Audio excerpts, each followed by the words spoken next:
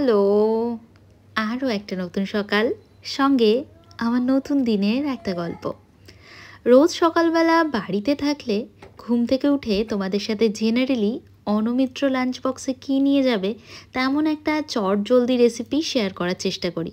তবে আজকের গল্পটা একটু অন্যরকম।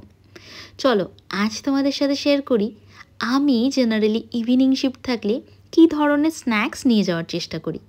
আজ অনুমিত্রর খাবার বানানোর তাড়া নেই, কারণ কাল আমরা গোবরডাঙ্গা থেকে ফিরেছি। তোমরা তো ডেলি ব্লগে দেখেইছো কাকিমা আসার সময় কিছু খাবার প্যাক করে দিয়ে দেয়। সেটা পরিমাণে এতটুকু যে একজনের জন্য খানিকটা বেশি, বাট দুজনের জন্য একদমই সাফিসিয়েন্ট নয়।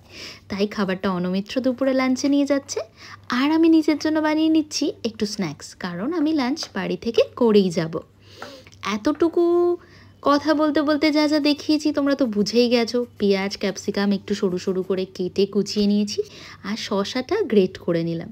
কিন্তু এইবার যেটা করছি সেটা খুব ইম্পর্ট্যান্ট। শসার ভেতর থেকে এইভাবে নিংড়ে একটু এক্সেস যে জলটা থাকে সেটা বের করে দেবো, না হলে কি অসুবিধা হবে পরে বলছি, ভিডিওটা দেখতে থাকো। এইবার একটা ছোট বাটিতে একটু মেয়োনিজ আর একটু কেচাপ ভালো করে গোলমরিচ দিয়ে মিশিয়ে সাইডে রেখে দেবো। তারপর বোল নিয়ে এসেছি কাচের, এর মধ্যে আমি মশলাটা রেডি করব। ফার্স্টেই যেটা করব, ডিমের এইভাবে তোমার কুসুমটা বের করে নেব। হ্যাঁ, তোমরা চাইলে একবারেও দিতে পারো, কিন্তু সেই টেস্টটা হবে না যেটা এইভাবে করলে হবে। কুসুমটাকে আমি এখানে দিয়ে হোয়াইট পার্টগুলো এদিকে রেখে দেব। তারপর বাকি প্রসেসটা তোমাদের দেখাবো আস্তে আস্তে। দেখো, কুসুমটা দিয়ে দিলাম, দিয়ে এবার ভালো করে এটাকে আমি একটুখানি এরকম করে ম্যাশ করে নেব। একটুখানি নুন দিয়ে দেবো অল্প একটু গোলমরিচ গুঁড়ো, আর একটু ভালো করে মাখিয়ে নেব। এবার এর মধ্যে দিয়ে দেবো একটু পেরি পেরি মশলা, আর দিয়ে দেবো একটু অরিগানো। ব্যাস হয়ে গেছে। চিলি ফ্লেক্সও আমি দেবো, কিন্তু এই মোমেন্টে না, যেহেতু আমি বুড়ুর জন্য ইউজ করব সেই জন্য পরে দিচ্ছি। আর এর মধ্যে এইবার এই শসা কুচিটা অ্যাড করে দেব, ক্যাপসিকামটা দিয়ে দেব, আর ধনে পাতাটা দেব। এইবার আমি পেঁয়াজটা এখনই দিচ্ছি না, সেটাও কেন তোমাদের দেখাবো দাঁড়া। এইটা দিয়ে আমি ভালো করে এরকম করে একটু মিক্সড করে নেব। গ্রেডারটা দিয়ে এর মধ্যেই ডিমের বাকলগুলো আমি গ্রেট করে দেব, যেভাবে আমরা চিজ থাকলে গ্রেট করে দিই সেইভাবে। কারণ এইভাবে দিলে একদম যেরকম দোকানে খেতে পাওয়া যায় স্যান্ডউইচগুলো বাইরের রেস্টুরেন্টে, ঠিক সেই রকম স্বাদের হয়। আমি বহুবার বহু রকমভাবে ট্রাই করেছি বয়েলড এগ দিয়ে, শেষমেশ এইটা মনে হচ্ছে একদম পারফেক্ট। ব্যাস এইবার এইটাকে দেখো আমি ভালো করে এটার সাথে মিক্সড করে দেবো। তোমরা চাইলে এর মধ্যে মেয়োনিজ সস অ্যাড করতে পারো, সেক্ষেত্রে ব্রেডে আর দেওয়ার তেমন দরকার পড়বে না। এইখান থেকেই এতটুকু মতো জিনিসটা আমি আমার বুড়ুর জন্য তুলে রাখলাম, যেটাতে আমি তোমার দিইনি, চিলি ফ্লেক্স দিইনি। ব্যাস এইখানে এইবার এর মধ্যে আমি কেচাপটা অ্যাড করব, কারণ ওটাতে আমি কেচাপ দিতে চাইছিলাম না। এই যে এর মধ্যে খানিকটা কেচাপ আর মেয়োনিজের যে মিক্সচারটা বানালাম সেটা অ্যাড করে দিলাম। এরপর এটা ব্রেডে স্প্রেড করে দিলেই রেডি হয়ে যাবে। এর মধ্যে এইবার দেব তোমার চিলি ফ্লেক্সটা।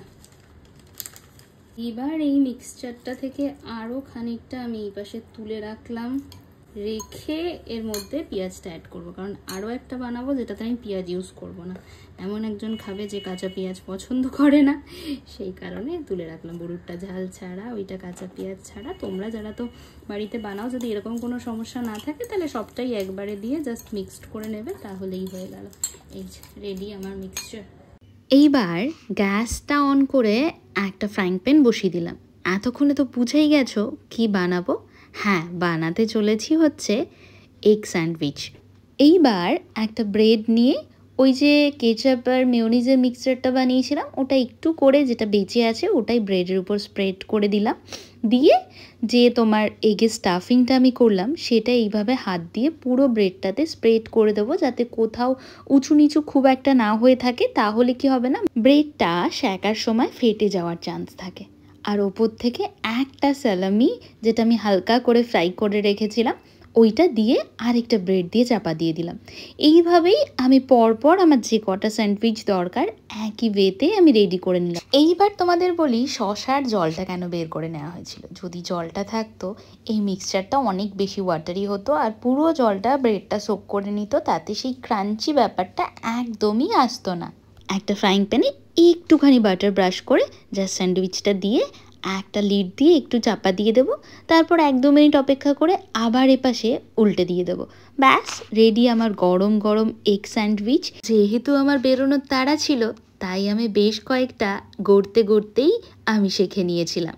এইবার একটা পেপার রোল থেকে খানিকটা প্রয়োজন মতো পেপার কেটে নিয়ে স্যান্ডউইচটা দুপাশ থেকে ভালো করে মুড়ে নিয়ে একটা অ্যাডহেসিভ দিয়ে আটকে দিলেই রেডি আমার স্যান্ডউইচ। তারপর চট জলদি এগুলোকে প্যাক করে নিয়ে চলো হসপিটালে বেরিয়ে যাওয়ার পালা। আর তোমরা জানিও আজকের ব্লগটা তোমাদের কেমন লাগলো। যদি ভালো লাগে please do like, comment and share. আজ তবে আসি।